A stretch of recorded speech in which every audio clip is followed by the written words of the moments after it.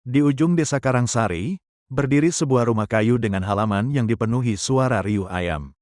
Itulah rumah Pak Tarman, seorang peternak ayam yang telah mengabdikan lebih dari separuh hidupnya untuk ternak unggas. Sejak istrinya meninggal 5 tahun lalu, ia tinggal bersama cucunya, Dira, yang baru duduk di bangku kelas 5 SD. Setiap pagi sebelum matahari terbit, Pak Tarman sudah mengenakan kaping dan membawa ember berisi pakan. Di tangannya ada botol kecil berisi ramuan herbal buatannya sendiri, campuran daun sirih, kunyit, dan jahe yang ia yakini bisa membantu ayam-ayamnya lebih tahan terhadap penyakit. Musim hujan yang datang lebih awal membuat banyak masalah. Genangan air di sekitar kandang membuat tanah becek dan licin. Ayam-ayamnya mulai tampak lemas, beberapa bahkan terkena penyakit ngorok. Ia sudah mencoba memberi obat dari warung pertanian, tapi tak semua ayam merespons baik. Biaya pengobatan juga tak murah. Kalau begini terus, bisa rugi besar, gumamnya sambil mengamati seekor ayam jantan yang tergeletak lemah di pojok kandang. Lebih parah lagi, jalan utama menuju desa longsor 3 minggu lalu. Truk pengangkut pakan dari kota tak bisa masuk. Beberapa tetangganya sudah mulai menjual ayam lebih awal dengan harga murah karena tak sanggup membeli pakan. Namun Pak Tarman menolak menyerah. Ia memanfaatkan dedak dari penggilingan padi tetangga, mencampurnya dengan jagung dan sedikit sayur sisa pasar. Ia bahkan mulai belajar teknik fermentasi dari YouTube lewat ponsel tua milik Dira.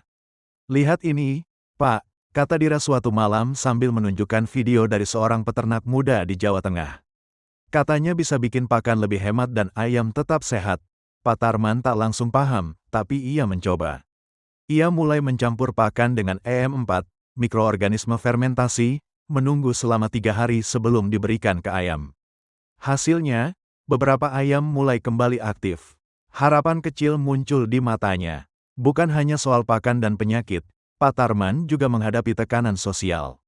Sebagian warga desa mulai beralih ke pekerjaan lain. Peternakan dianggap tak lagi menjanjikan. Beberapa anak muda memilih merantau ke kota, meninggalkan ladang dan kandang milik orang tua mereka. "Kenapa Bapak nggak ikut jual kandang aja? Buat beli motor atau usaha warung," kata seorang tetangga. Pak Tarman hanya tersenyum. Baginya, ayam-ayam itu bukan sekadar hewan ternak. Mereka adalah bagian dari hidupnya, teman setia yang menemaninya sejak muda. Suatu hari, datang undangan dari Dinas Pertanian Kabupaten. Ada pelatihan untuk peternak kecil tentang manajemen kandang modern dan pemasaran online. Meski awalnya ragu, Pak Tarman pergi juga. Ia pulang dengan membawa catatan, brosur, dan semangat baru. Ia mulai memotret ayam-ayamnya, belajar mengunggah foto ke grup WhatsApp peternak, bahkan mencoba menjual lewat media sosial. Tak disangka, ada pembeli dari kota yang tertarik. Ia ingin ayam kampung asli untuk restoran barunya. Transaksi kecil itu memberi napas baru bagi Pak Tarman. Ia membagi pengalaman ke teman-temannya. Kelompok peternak di Karangsari pun mulai aktif kembali, berbagi bahan fermentasi, memesan vaksin bersama, dan saling bantu saat ada kandang bermasalah.